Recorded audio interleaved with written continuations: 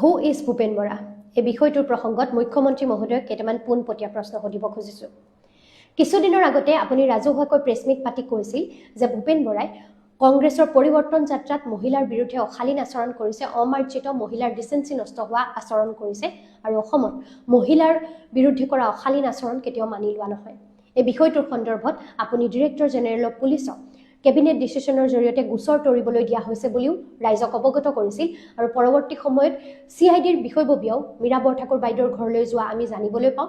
এই বিষয়টোৰ সন্দৰ্ভত আঙুৰলতা ডেকা ডাঙৰীয়ানীয়েও ৰাজ্যিক মহিলা আয়োগৰ অধ্যক্ষা হিচাপে নিজাববীয়া গোচৰ ৰুজু কৰিছিল।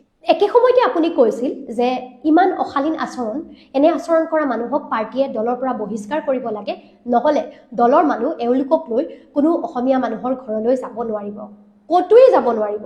এনেধৰণৰ কথা কোৱাৰ পাছত কালি দেখিলোঁ আপুনি খুব উৎসাহেৰে ভূপেন বৰা ডাঙৰীয়াৰ ঘৰলৈ গৈছে আৰু কৈছে যে পাৰ্টীৰ মানুহ খুবেই উৎসাহিত, আপুনিও উৎসাহিত। প্ৰশ্নটো খুব স্পষ্ট, ভূপেন বৰা ডাঙৰীয়াই আপুনি কোৱাৰ দৰে মহিলাৰ বিৰুদ্ধে অমাৰ্জিত অশালীন মহিলাৰ ডিচেন্সি নষ্ট হোৱা কাম কৰিছিল নে নাই কৰা? মহিলাৰ বিৰুদ্ধে কৰা অশালীন আচৰণক অসমত আৰু বিশেষকৈ বিজেপি দল আৰু আপুনি মানি লয় নে নলয়? যদি নলয় তেন্তে ভূপেন বৰাক ৰঙা দলিচা পাৰি এইদৰে উৎসাহেৰে আঁকোৱালি জনাই আপুনি কি বুজালে? তাৰমানে আমি বুজিব লাগিব নেকি যে মহিলাৰ বিৰুদ্ধে অশালীন আচৰণ কৰা, অশ্লীল অমাৰ্জিত আচৰণ কৰা কোনো ব্যক্তিক বিজেপিয়ে নিজৰ দললৈ ৰঙা দলিচা পাৰি আদৰণি জনায়, অতি উৎসাহেৰে আদৰণি জনায়, তেতিয়াহ'লে মহিলাৰ শালীনতা, মহিলাৰ সুৰক্ষাৰ কথাবোৰ বিজেপিৰ বাবে, মুখ্যমন্ত্ৰী মহোদয়ৰ বাবে কিমান গুৰুত্বপূৰ্ণ? এই বিষয়টোৰ সন্দৰ্ভত আপুনি যিদৰে মত প্ৰকাশ কৰিছিল সেই মতৰ ভিত্তিতে আমি কথাখিনি কৈছোঁ। যদি অশালীন আচৰণ কৰিছে বুলি এখন ৰাজ্যৰ মুখ্যমন্ত্ৰীয়ে স্পষ্টকৈ ৰাজহুৱাকৈ কোনোবা ব্যক্তিৰ বিৰুদ্ধে অভিযোগ উঠাই DGPক সেই গোচৰ তৰিবলৈ দিয়ে, কেবিনেটৰ ডিচিশ্যনৰ জৰিয়তে সেই গোচৰ তৰা হয় আৰু তাৰ পাছত এইদৰে এখন নাটক আমি দেখিবলৈ পাওঁ, তাৰমানে আমি কি বুজিম যে মুখ্যমন্ত্ৰী মহোদয় কেবিনেট ডিচিশ্যন, DGP, CIDৰ দৰে সংস্থাৰ কোনো গুৰুত্ব নাই, এনে মানুহৰ মুখৰ কথাৰ কোনো ভেলু নাই, কেবিনেটৰ ডিচিশ্যনৰ কোনো ভেলু নাই, আৰু এনে মানুহ যাক আপুনি অপৰাধী বুলি কয়, যি মহিলাৰ শালীনতা নষ্ট হোৱা বুলি কয়, তাৰ পৰৱৰ্তী পৰ্যায়ত তেওঁলোকক ৰঙা দলিচা পাৰি আদৰণি জনোৱাটো আমি কি বুজাম যে মহিলাৰ শালীনতাৰ কোনো গুৰুত্ব বিজেপিৰ ওচৰত নাই নেকি? ডিৰেক্টৰ জেনেৰেল অফ পুলিচৰ দৰে এটা বিষয় বা CIDৰ দৰে সংস্থাসমূহ ৰাজনীতিৰ অংক, ৰাজনীতিৰ স্বাৰ্থ সিদ্ধি কৰিবলৈ বাৰে বাৰে ব্যৱহাৰ কৰা হৈ আছে নেকি? এনে দায়িত্ব, এনে সংস্থাৰ নিজৰ গুৰুত্ব, স্বকীয়তা, নিজস্বতা কিমান? এয়াও আজিৰ দিনত এক ডাঙৰ প্ৰশ্ন। আৰু এই ক্ষেত্ৰত ডিৰেক্টৰ জেনেৰেল অফ পুলিচ বা CIDয়ে নিজাববীয়াকৈ কি সিদ্ধান্ত ল'ব, তেওঁলোকৰ স্থিতি কি হ'ব, নে তেওঁলোকেও নেতাৰ হিচাপ নিকাচৰ অংকত আঙুলিৰ ঠাৰত নাচিব? স্বকীয়তা, নিজৰ মৰ্যাদা ৰক্ষা কৰিব পাৰিবনে নাই, এই প্ৰশ্নটো আজিৰ দিনত অতি গুৰুত্বপূৰ্ণ হৈ পৰিছে। আঙুৰলতা ডেকা ডাঙৰীয়ানীয়ে নিজাববীয়াকৈ মহিলা আয়োগৰ অধ্যক্ষা হিচাপে গোচৰ তৰিলে। তেখেতৰ দায়িত্ব বা পদমৰ্যাদাৰ কি গুৰুত্ব থাকিল সেই কথাটো আমাৰ তেখেতলৈ প্ৰশ্ন। তেখেতে অনাগত দিনত কি ডিচিশ্যন ল'ব, তেখেতে অনাগত দিনত তেখেতৰ স্থিতি কি হ'ব, এই সম্পৰ্কত মহিলা আয়োগৰ অধ্যক্ষা হিচাপে মহিলাৰ সুৰক্ষা, মহিলাৰ প্ৰতি থকা সন্মানৰ প্ৰতি লক্ষ্য ৰাখি তেখেতে ভূপেন বৰাৰ বিৰুদ্ধে কি স্থিতি গ্ৰহণ কৰিব, এয়াও আমি জানিবলৈ বিচাৰিম। কিন্তু একে সময়তে মুখ্যমন্ত্ৰী মহোদয়ক এই কথাটো আমি স্পষ্টকৈ সুধিব বিচাৰিছোঁ যে যদি ভূপেন বৰাৰ বিৰুদ্ধে অনা অভিযোগ আপোনাৰ মুখেৰে কোৱা কথাবোৰ মিছা আছিল, কেৱল তেখেতক দৰদাম কৰিবৰ বাবে, তেখেতক বাধ্য কৰিবৰ বাবে, তেখেতৰ লগত এখন মিলি জুলি নাটক কৰিবৰ বাবে এই কথাবোৰ কোৱা হৈছিল, তাৰমানে মহিলাৰ শালীনতা, মহিলাৰ সুৰক্ষাৰ প্ৰসংগবোৰ আপোনালোকৰ বাবে এখন নাটক বা ভাওনা নেকি? ৰাজনীতিৰ বজাৰত বেচা কিনা কৰিবলৈ, মানুহৰ দৰদাম বৃদ্ধি কৰিবলৈ বা কমাবলৈ মহিলাৰ প্ৰসংগবোৰ আপোনালোকে পণ্য হিচাপে ব্যৱহাৰ কৰে নেকি? মহিলাৰ সুৰক্ষাৰ কথাবোৰ আপোনালোকে মুখত আওৰোৱা ভাষণ নেকি? বচন ভাওনাৰ? যদি মহিলাৰ সুৰক্ষাৰ কথা কয় তেনেহ'লে সুৰক্ষা দিবলৈ চেষ্টা কৰক, আৰু যদি নহয় এই কথাবোৰ মিছা, কেৱল আপোনালোকৰ নাটক, তেতিয়াহ'লে ৰাজনীতিৰ বজাৰত মানুহৰ দাম বৃদ্ধি কৰিবৰ বাবে, বেচা কিনা কৰিবৰ বাবে মহিলাৰ প্ৰসংগ বাৰে বাৰে নেটানিব। একে সময়তে অন্য এটা প্ৰসংগ আনো। কিছুদিনৰ আগতে লখিমপুৰ মেডিকেল কলেজত এগৰাকী মহিলাই, যাক বিজেপিৰ বুলি বহুজনে কৈছিল, তেওঁ অভিযোগ কৰিছিল যে ভূপেন বৰাই তেওঁৰ গাত স্পৰ্শ কৰিছে। ভূপেন বৰা তেওঁৰ হাজবেণ্ড নহয়, পিতৃ মাতৃ নহয়, ককায়েক ভায়েক নহয়, তেনেহ'লে কিয় স্পৰ্শ কৰিব? এই সম্পৰ্কটো বিজেপি আটাইতকৈ বেছি সৰব হোৱা দেখিবলৈ পাইছিলোঁ। সেই মহিলাগৰাকীৰ সুৰক্ষাৰ প্ৰসংগত এতিয়া বিজেপিয়ে কি স্থিতি ল'ব? চৰকাৰ হিচাপে চৰকাৰে কি স্থিতি ল'ব? যিগৰাকী মহিলাই অভিযোগ আনিছিলে, তেওঁৰ সুৰক্ষা, তেওঁৰ যি সন্মান হানি হ'ল, সেই সন্মান হানি হোৱাৰ ক্ষেত্ৰত কি স্থিতি থাকিব? ভূপেন বৰা ডাঙৰীয়াক সুধিবলৈ বৰ্তমান একোৱেই নাই, কিন্তু আমি বাৰে বাৰে মহিলাৰ নাম লৈ, মহিলাক পণ্য হিচাপে ব্যৱহাৰ কৰি, মহিলাৰ শালীনতা সুৰক্ষাৰ প্ৰসংগবোৰ আনি এইদৰে ৰাজনীতি কৰা কথাটো গ্ৰহণ কৰি ল'ব পৰা নাই। দ্বিতীয়তে আৰু এটা কথা বিজেপিৰ কৰ্মীসকলক কওঁ, এইটো আপোনালোকলৈ প্ৰশ্ন।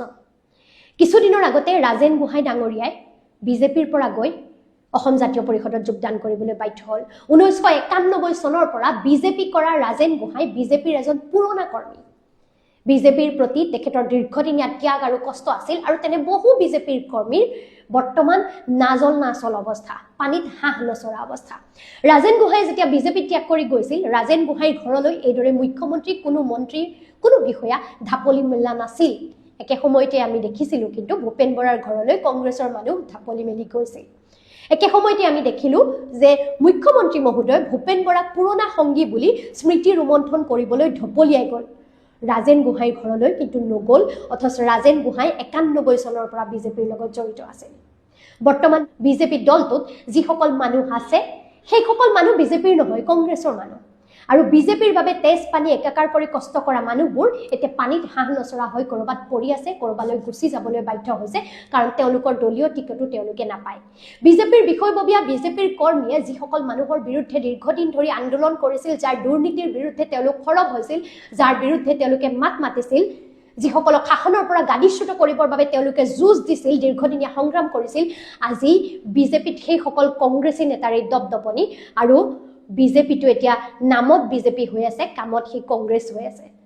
অথচ কংগ্ৰেছৰ যিসকল মানুহে দুৰ্নীতি কৰিছিল, যিসকল মানুহৰ দুৰ্নীতি কেলেংকাৰীত লিপ্ত থকাৰ বিৰুদ্ধে বিজেপিয়ে অভিযোগ আনিছিল, সেইসকলে এতিয়া পুৰণা বিজেপিৰ মানুহক পুতলাৰ দৰে নচুৱাইছে আৰু পুৰণা বিজেপিৰ মানুহবোৰ নাচিছে। অনাগত দিনতো বিজেপিৰ অৰিজিনেল মানুহৰ গুৰুত্ব কিমান এয়া ৰাজেন গোহাঁইৰ উদাহৰণেৰে বুজাই দিব পাৰি, আৰু কংগ্ৰেছৰ গুৰুত্ব কিমান এয়া ভূপেন বৰাৰ উদাহৰণেৰে খুব সুন্দৰকৈ বুজাই দিব পাৰি। কিছুদিনৰ আগতে লখিমপুৰ মেডিকেল কলেজৰ যিগৰাকী মহিলাই এই ভূপেন বৰাৰ বিৰুদ্ধে অশালীন ব্যৱহাৰ কৰাৰ অভিযোগ উত্থাপন কৰিছিল, সেই মহিলাগৰাকীৰ দৰে বিজেপিৰ মহিলাসকলে এতিয়া কি কৰিব? মহিলাৰ বিৰুদ্ধে অশালীন ব্যৱহাৰ কৰা, অমাৰ্জিত আচৰণ কৰা এজন মানুহক ৰঙা দলিচা পাৰি আপোনালোকৰ ঘৰলৈ যেতিয়া লৈ যোৱা হ'ব, তেতিয়া আপোনালোকে কি স্থিতি ল'ব? মই বিজেপি দলটোকো এটা প্ৰশ্ন সুধিব বিচাৰোঁ। যদি কংগ্ৰেছে বহিষ্কাৰ কৰি নিদিলে ভূপেন বৰাক, কংগ্ৰেছ বেলেগৰ ঘৰলৈ যাব নোৱাৰে বুলি মুখ্যমন্ত্ৰী মহোদয়ে কৰা মন্তব্যটো সঁচা হয়, তেন্তে বিজেপিয়ে এনে মানুহক গ্ৰহণ কৰাৰ পাছত মহিলাৰ সুৰক্ষাৰ কথাবোৰ বিজেপিয়ে কিদৰে আওৰাব, আৰু মহিলাসকলৰ ঘৰলৈ, আইসকলৰ ঘৰলৈ ভূপেন বৰাক লগত লৈ বিজেপিৰ মানুহবোৰ কিদৰে যাব? আপোনালোকৰ মুখৰ কথাৰ কি গুৰুত্ব থাকিল?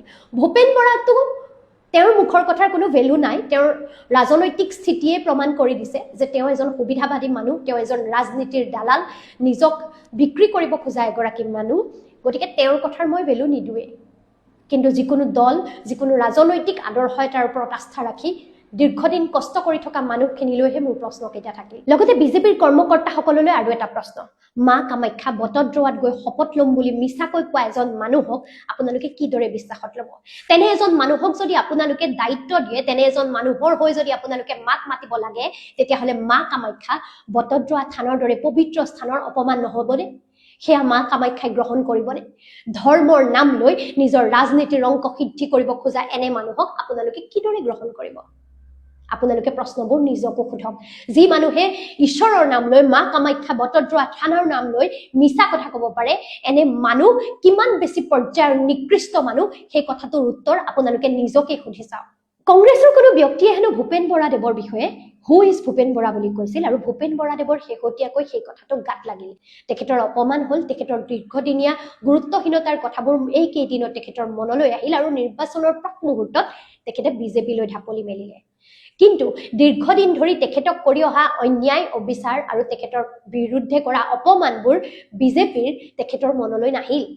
তেখেতক বাৰে বাৰে মহিলাৰ বিৰুদ্ধে শ্লীলতা হানি কৰাৰ যে অভিযোগ দিয়া হৈছিল, গোচৰ ৰুজু কৰা হৈছিল, এই কথাবোৰ তেখেতৰ মনলৈ নাহিল। তেখেতৰ নাকেৰে তেজ ওলোৱাৰ অৱস্থাৰ কথা, ভাঙি দিয়া নাকটোৰ কথা তেখেতৰ মনলৈ নাহিল। তেখেতৰ মনলৈ আহিল হু ইজ ভূপেন বৰা। আৰু হু ইজ ভূপেন বৰাটো মনলৈ আহি ভূপেন বৰাই নিজৰ মুখাখন খুলি ৰাইজকে বুজাই দিলে হু ইজ ভূপেন বৰা।